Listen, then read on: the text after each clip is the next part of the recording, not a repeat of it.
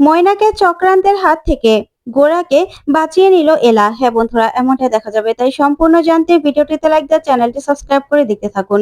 গল্পের শুরুতেই দেখা যাবে গোরা এলাকে বলে, এটা আমার মায়ের হাতের চুড়ি। এটাই শেষ চিহ্ন ছিল আমার কাছে। আমার মায়ের খুব ইচ্ছে ছিল যে আমার যার সঙ্গে বিয়ে হবে তাকেই এই চুড়িটা আমার মা পরিয়ে দেবে। তাই আজকে আপনাকে আমি এই চুড়িটা দিচ্ছি। তখনই এলা গোরার দিকে তাকিয়ে থাকে। তারপরে গোরা এলার দিকে বাক্সটা এগিয়ে দেয় আর বলে, এটা এখন থেকে আপনার আপনার কাছেই থাকবে। ওইদিকে মৈনাক মৈনাক ফোনে কারোর সঙ্গে কথা বলতে থাকে আর বলে, না, তোমাকে আমার বিয়ে করা সম্ভব নয়। তখনই উপাস থেকে বলে, মানে আমাদের এত বছরের সম্পর্ক। তখন মৈনাক বলে, তোমাদের বাড়ি থেকে যে অবস্থা করেছে, আমাকে যে অপমান করেছে, তারপরেও এই সম্পর্কটা রাখা আমার পক্ষে সম্ভব হবে না। তখন ওই মেয়েটা বলে, কি বলছো তুমি? কালকের ফ্লাই আমি দেশে আসছি। ওইদিকে কলিং বেল বাজলেই মৈনাক দরজাটা খুলেই মেঘনাকে দেখে ভয় পেয়ে যায়। তখন মেঘনা বলে, কি বললে তুমি? কি বললে? আমার সবকিছু জবাব চাই। তুমি তুমি সবার সামনে কেন বললে যে তুমি এলাকে ভালোবাসো? তুমি এলাকে ভালোবাসো, তুমি ওদের চিঠি দিয়েছো, কি করছো তুমি? তাহলে আমার সঙ্গে কি? আমার সঙ্গে তোমার এত বছরের সম্পর্ক, এগুলো কি কি বলো? আজকে তোমাকে পরিপূর্ণ জবাব দিতেই হবে। না হলে কিন্তু না হলে কিন্তু তোমাকে আমি ছাড়বো না। আমি নিজেকে শেষ করে দেব। আর এই জন্য তোমাকে তোমাকে আমি দায়ী লিখে যাব যে আমার মৃত্যুর জন্য তুমি দায়ী। তুমি দায়ী। তখন তো মৈনাক ভয় পেয়ে যায়। আর তখনই দরজাটা লাগিয়ে দিয়ে মেঘনাকে বলে, আচ্ছা মেঘনা, তুমিও কি গোড়ার মতো আমাকে ভুল বুঝবে? ওই এলা ওই এলা আমাকে সবার কাছে ভিলেন বানানোর চেষ্টা করছে। তখনই মেঘনা বলে, কিন্তু না, আমি তোমার কাছে সব সত্যিটা জানতে চাই। কেন কেন তুমি চিঠি দিয়েছো, বলো কেন চিঠি দিয়েছো? তখন মৈনাক বলে, বলবো তো আমি, তোমার কাছেই তো সবটা বলবো। তখনই মেঘনা বলে, তোমাকে তো বলতেই হবে আমি যে তোমাকে ভালোবাসি। তোমার জন্য আমি দীপ্তকে বিয়ে করতে বাধ্য হয়েছি। তোমার জন্য তোমার জন্যই তো আমি উপোস থেকেছিলাম। তোমার হাত থেকে আমি উপোস ভাঙবো বলেই। তখনই মৈনাক বলে, হ্যাঁ, আমি এলাকে এলাকে ফাঁসাতে গিয়েই আমি এরকম একটা কাণ্ড করে ফেলেছি। বিশ্বাস করো, আমি শুধু তোমাকেই ভালোবাসি। তখন মেঘনা অবাক হয়। ওইদিকে দেখা যাবে গোরাকে এলা বলে, না, আপনার কাছে বরং এটা আপনি রেখে দিন, আমাকে দিতে হবে না। তখন গোরা বলে, মানে কেন বলছেন এসব কথা? তখন এলা বলে, না, আপনার সঙ্গে তো আর আমার সম্পর্কটা টিকবে না। 6 মাস পরে তো আমাদের ডিভোর্স হয়ে যাবে। তখন যদি আপনার জীবনে অন্য কেউ আসে, আপনার ভালোবাসার মানুষ আসে, তখন না হয় তাকে এই এই গয়নাটা দেবেন। তখন গোরা বলে, না, সেটা আর কোনো রকম কোনো চান্স নেই। কারণ আমার জীবনে কি হতে পারে কি না হতে পারে সেটা তো আপনি এতদিনে অন্তত একটু না একটু বুঝতে পেরেছেন, জানতেও পেরেছেন। আমার না ভালোবাসার প্রতি কোনো বিশ্বাস নেই। ভালোবাসাকে আমি বিশ্বাস করি না, মানি না। কারণ সবাই সবাই আমাকে ঠকিয়েছে। সবাই সবাই আমার সঙ্গে বিশ্বাসঘাতকতা করেছে। তখন এলা এই কথা শুনে অবাক হয়। তখনই গোরা বলে, এই যে এই যে আমার বাবা, তারপরে আমার মাসিমণি, সবাই সবাই আমাকে ঠকিয়েছে। তাই আমার জীবনে ভালোবাসা বলতে কিচ্ছু নেই। তখন এলা বলে, আচ্ছা আপনি কি করে বুঝলেন যে সবাই আমাকে আপনাকে ঠকিয়েছে? কেউ কেউ কেউ কেউ আপনাকে সত্যিকারের ভালোবাসতে চায়, আপনার সঙ্গে সারাটা জীবন কাটাতে চায়। সেটা আপনি বুঝতে পারেন না? তখন গোরা এই কথা শুনে এলার দিকে তাকিয়ে থাকে। ওইদিকে মৈনাক মৈনাক মেঘনাকে বলে, হ্যাঁ, আমি এলার উপর প্রতিশোধ নেওয়ার জন্যই এসব কিছু করে ফেলেছি। বিশ্বাস করো, মিথ্যে কথা বলেছি। কারণ এলার জন্যই তো তুমি সেদিন পালাতে পারোনি। তোমার সঙ্গে আমার বিয়ে হয়নি এই এলার উপর প্রতিশোধ নেওয়ার জন্যই। আমি এত বড় একটা রিস্ক নিয়ে ফেলেছিলাম। এলার গোড়ার যেন বিয়েটা ভেঙে যায়, এলা যেন বাড়ি থেকে বেরিয়ে যায়। তখন তুমি আর আমি যেন আবারও এক হতে পারি। সেই জন্যই এই সব কিছু আমি করেছি। তুমি বুঝবে না? তোমার জন্য এসব কিছু তোমার জন্য করেছি, তাও তুমি আমাকে ভুল বুঝবে? তখনই মেঘনা মৈনাককে জড়িয়ে ধরে আর বলে, আমি শুধু তোমাকে ভালোবাসি। আমি শুধুমাত্র তোমার সঙ্গে কাটাতে চাই। ওই দীপ্তর সঙ্গে আমি কিছুতেই থাকতে পারবো না। দীপ্তর সঙ্গে আমি কিছুতেই আমার জীবন কাটাতে পারবো না মৈনাক। আমি শুধুমাত্র তোমার আমি শুধুমাত্র তোমাকেই ভালোবাসি। ওইদিকে মৈনাক মনে মনে বলে, এলা এবার কি করবে? দেখো না, কদিনের মধ্যে আমি ওই সেনগুপ্ত বাড়ির চেহারা পুরো পাল্টে দেব। তারপরে দেখা যাবে গোরা বলে, এখন সবকিছু মেনে সব নিয়ম মেনে আপনার সঙ্গে আমার বিয়ে হয়েছে। তাই আপনি আমার স্ত্রী। আর রীতিমতো আপনি মায়ের এই গয়নাটা পাওয়ার যোগ্য। তাই এই গয়নাটা আমি আপনাকেই দিতে চাই। সেটা আমি আপনাকে নিজের হাতে পরিয়ে দেব। আর পরিয়ে দিয়েই নতুন করে নতুন করে সবটা সবটা আপনার সঙ্গে আবার শুরু করতে চাই। ভরসা করি আপনাকে আমি।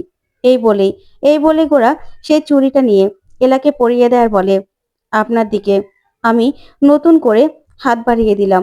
আপনাকে আমি ভরসা করি, তাই আমার মায়ের চুড়িটা, মায়ের শেষ চিহ্নটা আপনাকে আপনাকে আমি উপহার দিলাম।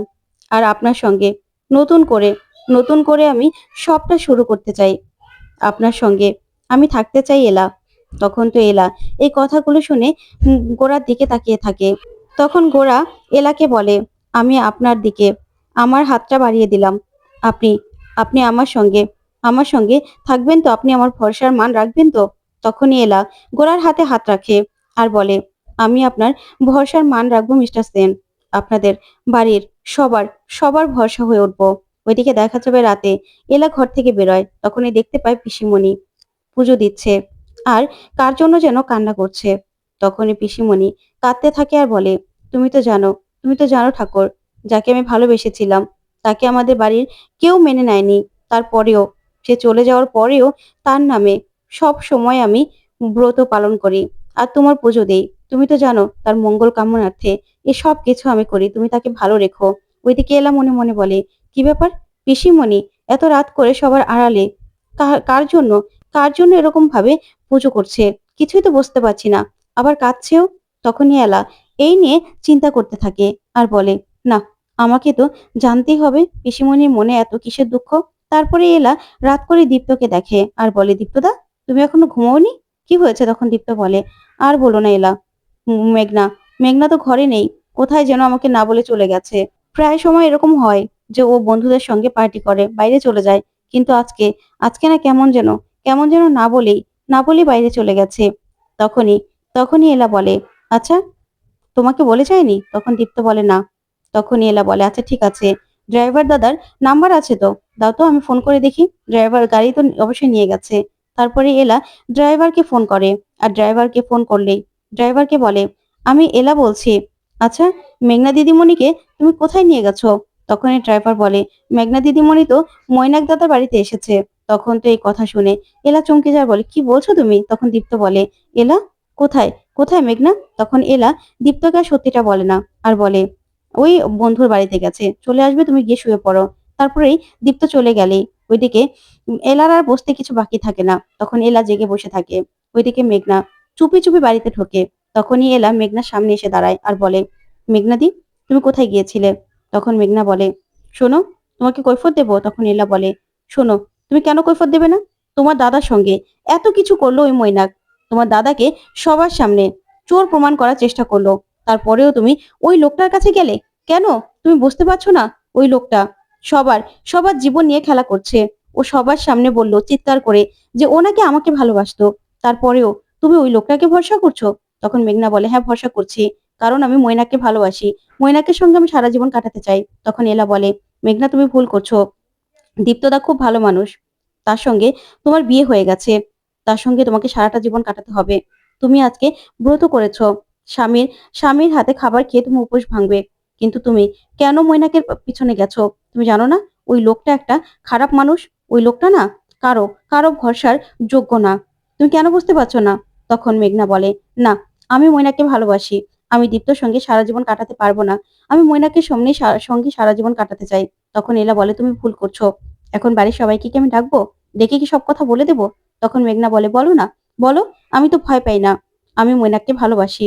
তখনই এলা বলে, আচ্ছা, তুমি মৈনাককে ভালোবাসো বুঝলাম, কিন্তু মৈনাক স্যার কোনোদিনও কি কারোর সামনে স্বীকার করেছে? কেন স্বীকার করলো না যে সে তোমাকে ভালোবাসে? কেন বিয়ে করতে চাইলো না?